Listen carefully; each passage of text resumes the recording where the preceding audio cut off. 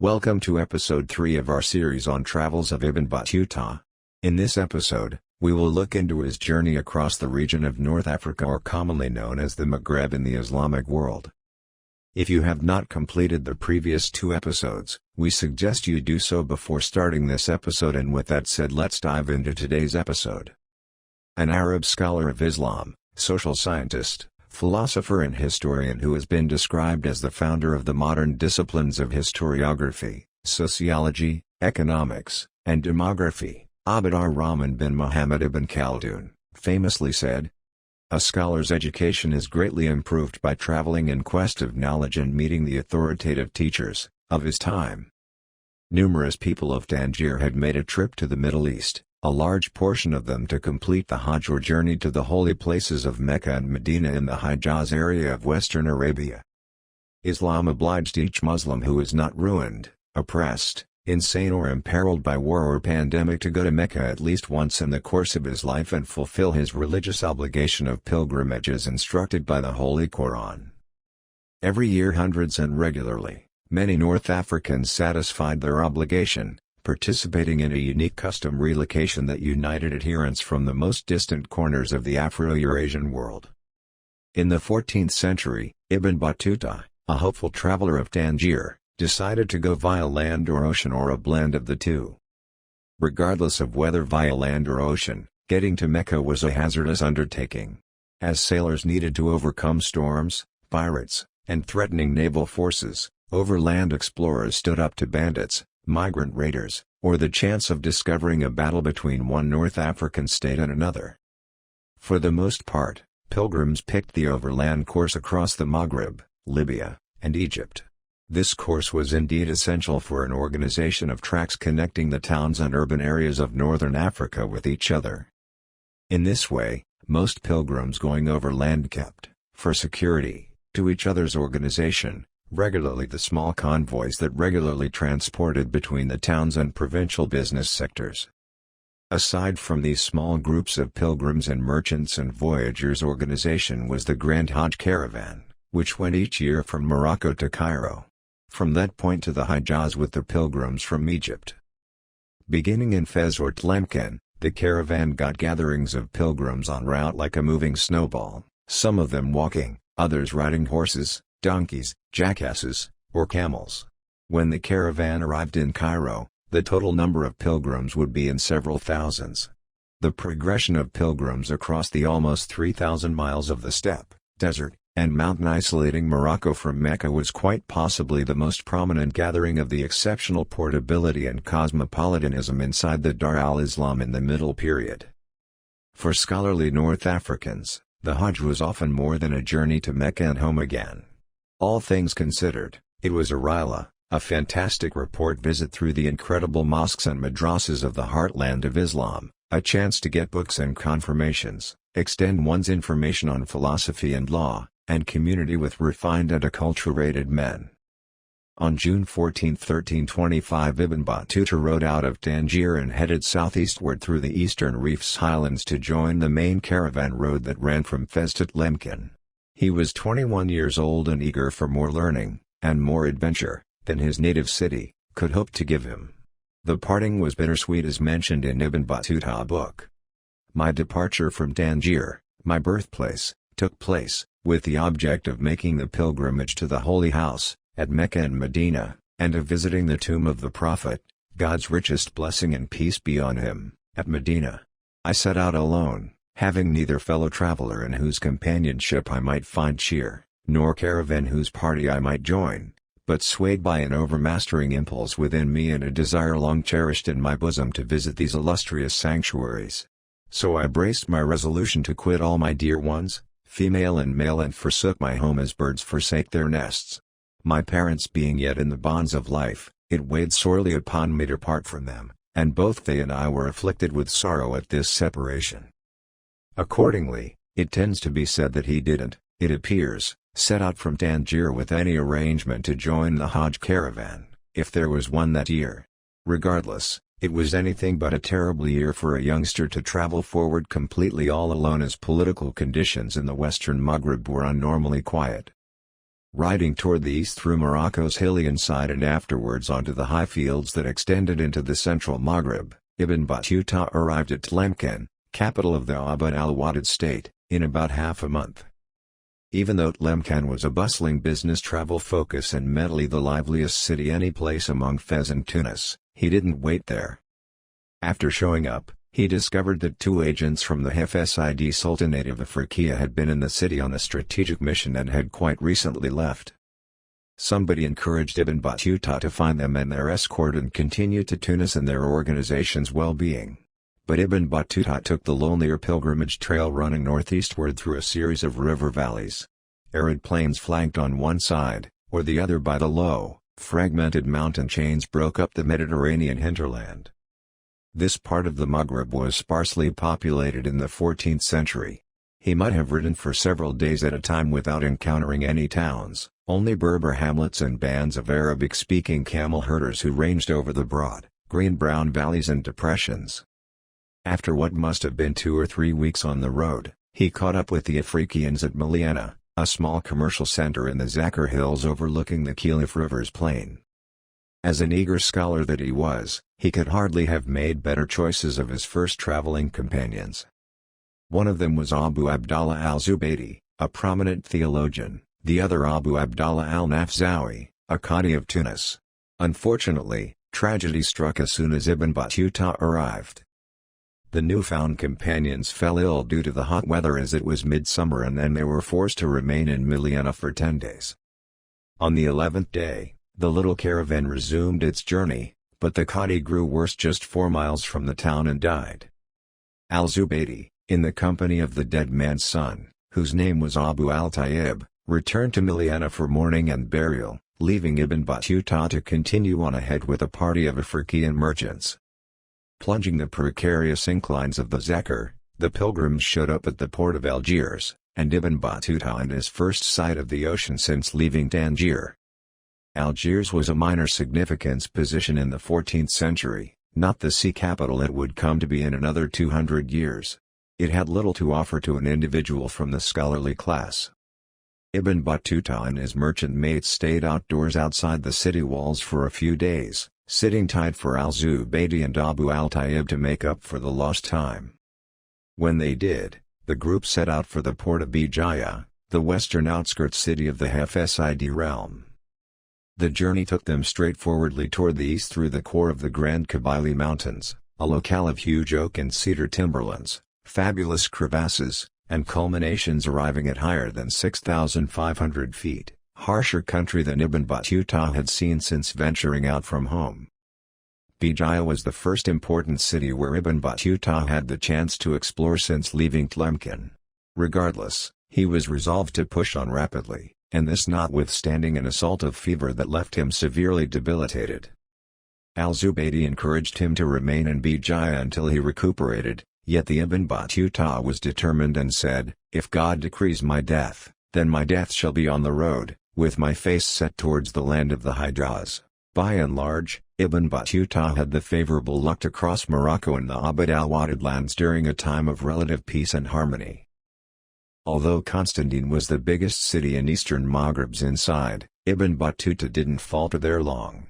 Thus, he has little to review about it in the Rila, aside from the one striking actuality that he was privileged to make the acquaintance of the governor, a son of Sultan Abu Bakr of Hafsid Sultanate, who came out to the edge of town to invite al-Zubaydi. The gathering was an important one for the youthful scholar, Ibn Battuta, because the governor gave him an endowment of contributions. The first of numerous presents he would get from lords and lead representatives throughout his movements. In this occasion, it was 2 gold dinars and a sensitive woolen mantle to supplant his old one, which by this phase of the excursion was in close. Almsgiving was one of Islam's 5 sacred pillars, the duty of Muslims to share one's material wealth with others and thus remit it to God.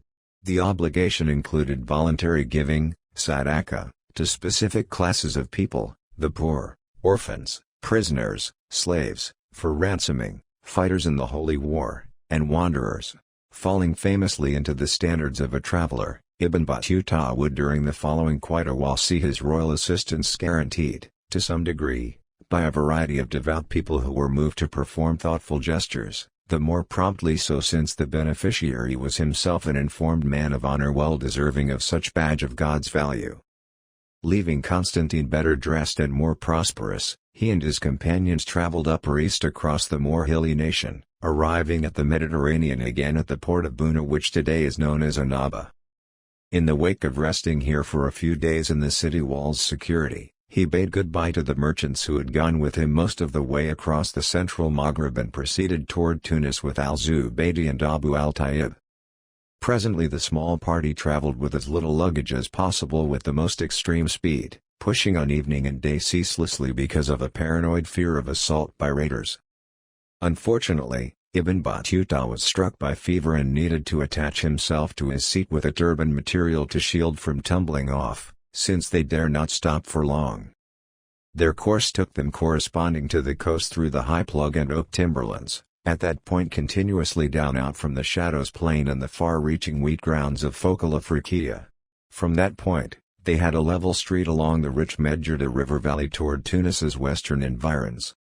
Tunis was head during the vast majority of the 13th and 14th hundreds of years of all the North African urban communities where craftsmanship and mind thrived. Like other Maghrebi urban communities of that age, Tunis under the Hafsids constructed its unbelievable mosques and castles, spread out its public gardens, and established its schools and colleges with the abundance that came in huge measure from significant distance trade. In the mid-14th century, Tunis was the busiest of the ports that lay along the monetary outskirts between the European seaborne exchange of the Mediterranean and the African Insides Muslim caravan organization. Tunis even kept up close business attaches with Egypt via Muslim beachfront and overland trades. Additionally, Tunis was all around put to fill in as a critical shop for Christian shippers of the western Mediterranean who thought that it was an advantageous spot to purchase intriguing products of the East without themselves wandering on the journey to Egypt or the Levant.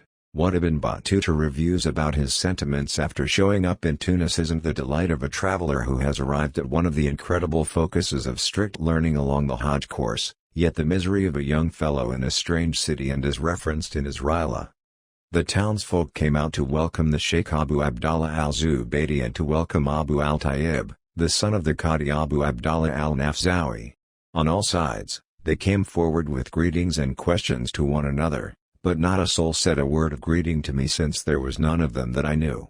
I felt so sad at heart on account of my loneliness that I could not restrain the tears that started to my eyes, and wept bitterly.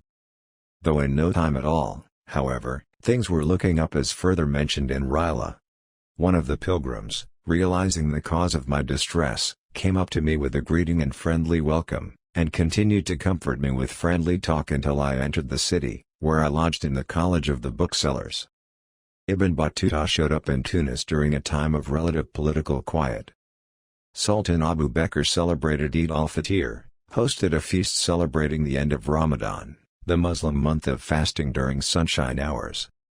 Ibn Battuta was close by to observe the Sultan satisfy his legal obligation of leading a magnificent parade of authorities, retainers, and warriors from the bastion to an exciting outside asking ground that obliged the groups assembled for the petitions denoting the breaking of the fast.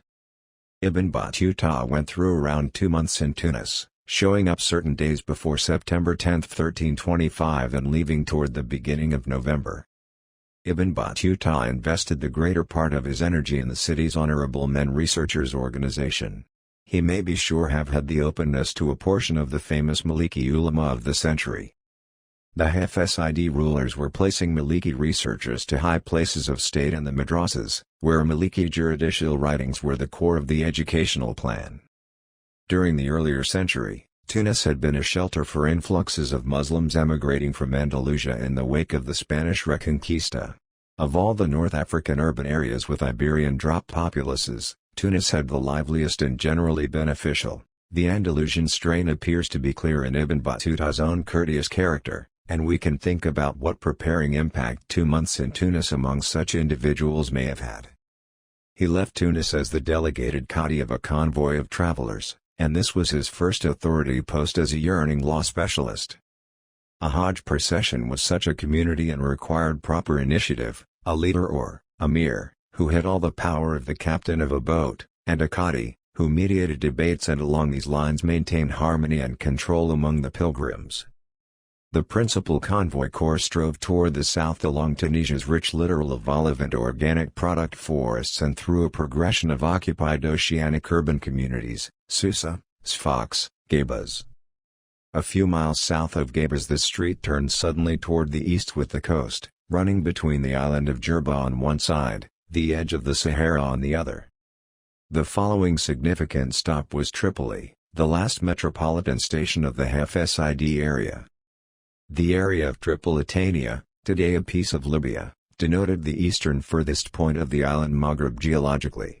From here the coastline ran southeastward for more than 400 miles, cutting further constantly into the climatic zone of the Sahara until desert and water met up.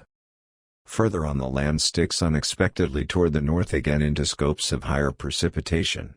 Here was the very much populated area of Cyrenaica with its timberlands and pasturelands and fallen Roman towns. If Tripolitania was verifiably and socially the Maghreb's end, Cyrenaica was the Middle East's start. The two parts of Libya isolated one from the other by a few hundred miles of sand and ocean. In Tripoli, be that as it may, Ibn Battuta chose to leave the primary gathering, which waited in the city due to rain and cold, and pushes on ahead with a small group of Moroccans, probably leaving his judgeship, at any rate briefly, in possession of a subordinate. Someplace close to the port town of Sirte, a band of cameleers attempted to assault the little party. However, as indicated by the Rila, the divine will redirected them and kept them from doing us hurt that they had expected. In the wake of arriving at Cyrenaica and well-being, Ibn Battuta waited for the rest of the group to join them back from Tunis. At some point in the pre-spring or spring of 1326, the band arrived at Alexandria at the Nile Delta's western end. As trips through northern Africa went, Ibn Battuta oversaw it in less time than numerous voyagers, covering the over 2,000 miles in about 8 or 9 months.